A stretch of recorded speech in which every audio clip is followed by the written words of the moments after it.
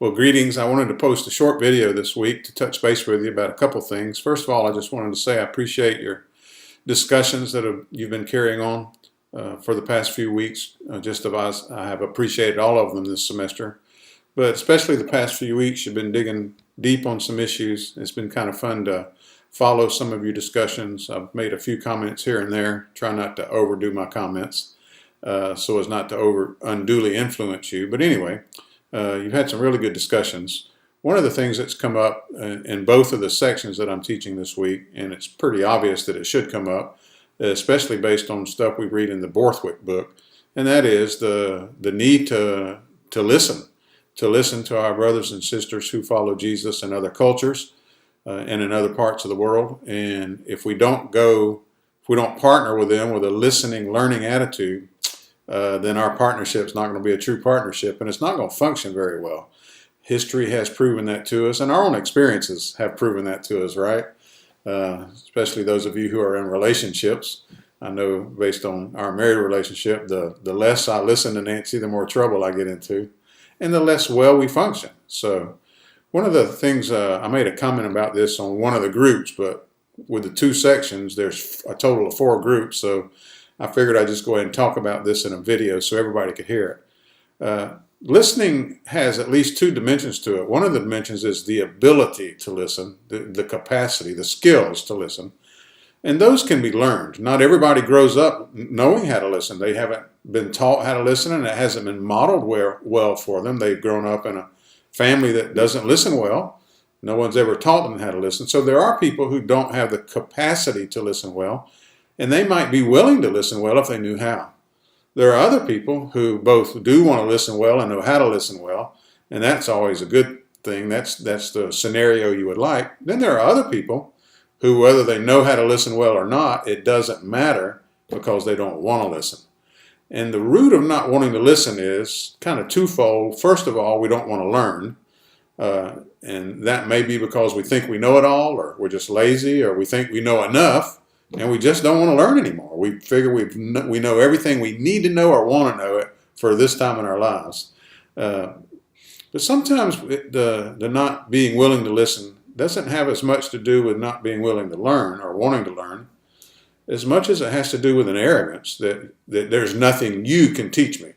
Yeah, I might be willing to learn, but not from you.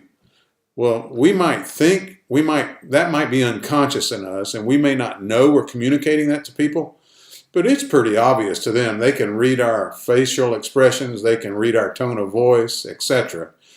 So that's something I would caution all of us to kind of be on the lookout for in our own selves. Are we unintentionally communicating to folks that we don't think they have anything they can teach us? Because if we're communicating that to fellow brothers and sisters in Jesus in other cultures or in other places, we are not going to partner well together with the Spirit and what the Spirit is up to around the world. So, and that's just, somehow that seems to be inbred, at least to a point, in our culture in the USA, because we've for so long kind of been at the top of the heap in a lot of technical expertise, etc., etc. I won't go into all that. The readings have dealt with some of that, but you understand. So let's develop not only our capacity to listen, and there are a lot of resources to help you do that. I won't go into that. Let's also strengthen our desire to listen, our willingness to listen, our commitment to learn from one another and from others, and to know that we don't know it all. There are things we can learn still from the Lord. There are still things we can learn from the Word, no matter how long we've been in the Word. And there are still things we can learn from our brothers and sisters in other parts of the world. So that's that part. Now, the other thing I wanted to talk about is your Borthwick book review. And I am going to bless you, hopefully it's going to be a blessing to you, by saying to you that you can have another week to work on your Borthwick book review. You don't have to take the week if you don't want to. But the Borthwick book review currently is due November 13th. I'm going to extend that to November 20th. Okay? So please do get it in on November the 20th, because you don't want it hanging over your head over Thanksgiving. But also remember that your congregational research paper is going to be due on December the 4th. So you don't want that to sneak up on you, okay? But you will have the Thanksgiving reading week in between, okay? So you should be okay there, but just don't let it sneak up on you. So the new, and I have not updated the course website yet, I'll get to that later, but the new due date for the Borthwick book review is Sunday midnight, or 11:59 p.m. Eastern Time, November the 20th. Okay? If you have any questions about that, let me know.